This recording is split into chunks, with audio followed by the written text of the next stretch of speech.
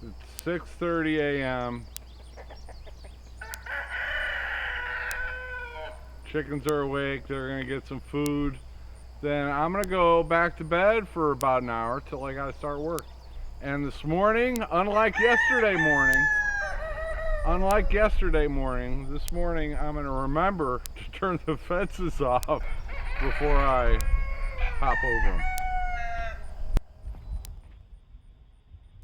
Welcome back to Bobblehead Homestead. I am Jeff. Today is Friday.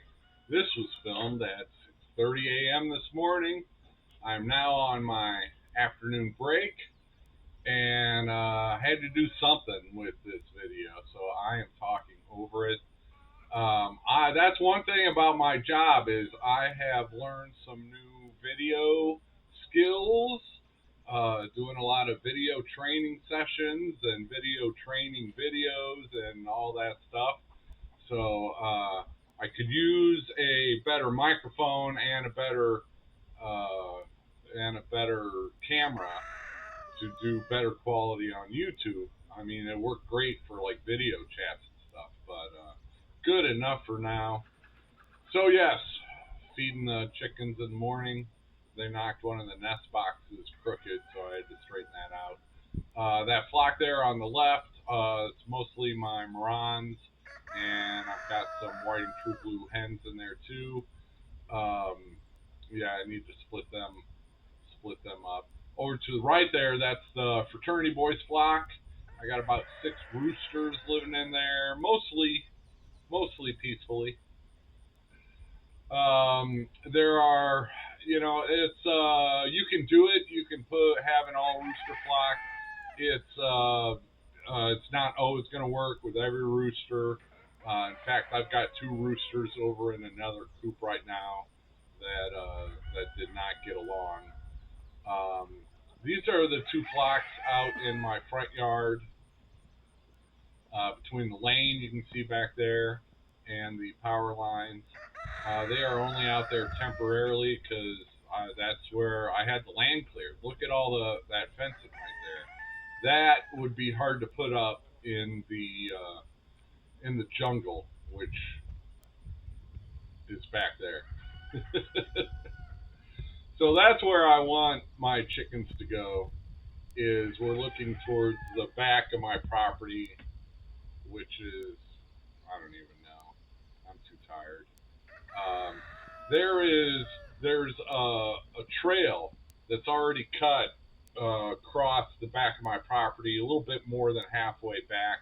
I'd like to clear all the underbrush, not the trees, not clear cut it, clear all the underbrush back to that trail going across, and that's where I would like to be rotating my chickens is back there under the trees and the shade.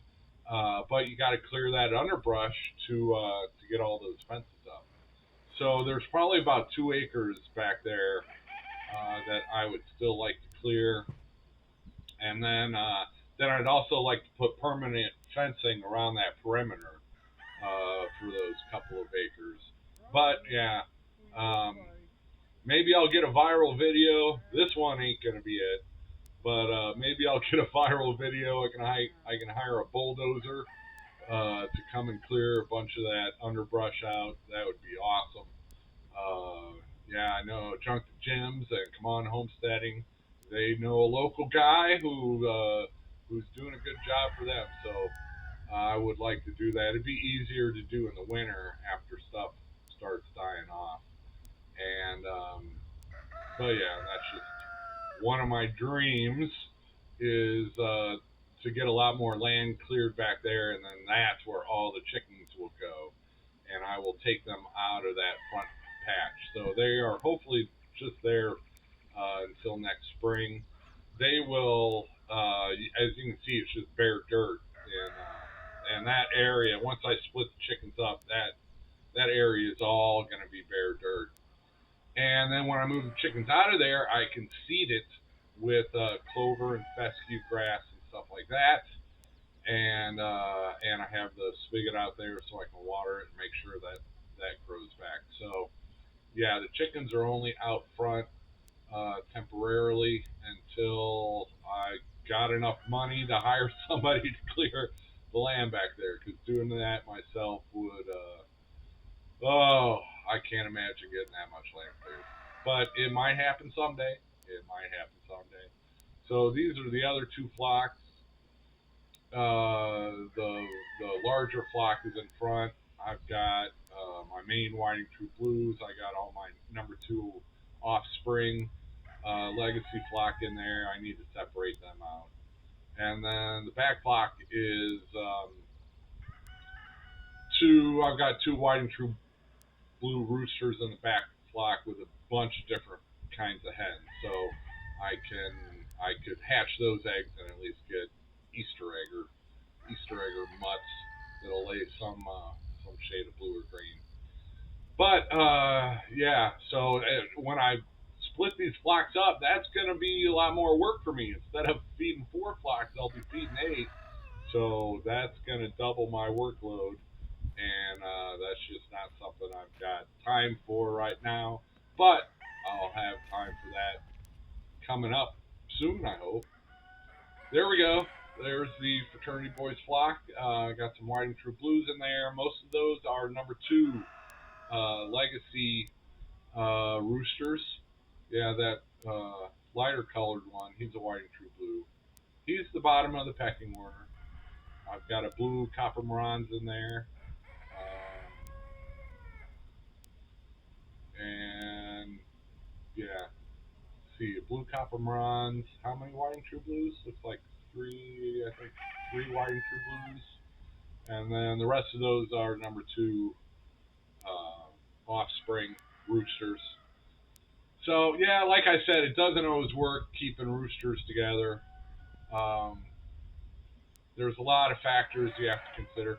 For a $300 consulting fee, I'll tell you everything I know about how to keep a rooster flock together and peaceful. This is that Moran's flock in the front yard. Okay, now we got some ladies who are doing an early morning dust bath, and all the ones that look alike there, those are whiting true blues that I have bred myself. The ones with the crest, that black one there, yeah, that's the number 2 offspring. There's a whiting true blue rooster. He is he's somebody I'll be using for. I'll have 2 whiting true blue flocks, and then that other dude, that's the number 2 offspring with the crest. That little puffy crest on the top of their head. Those are number 2 legacy flocks. He's the guy I'm going to use as a breeder to start off with. I just hopefully I've got 2 flocks of the number 2 offspring. One would be black, just black color, and the other one would be mixed feather colors like him. That's kind of a blue with some duck-wing characteristics. There's a number 2 hen.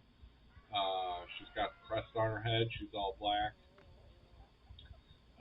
Big boy, that's my main whiting true blue rooster there.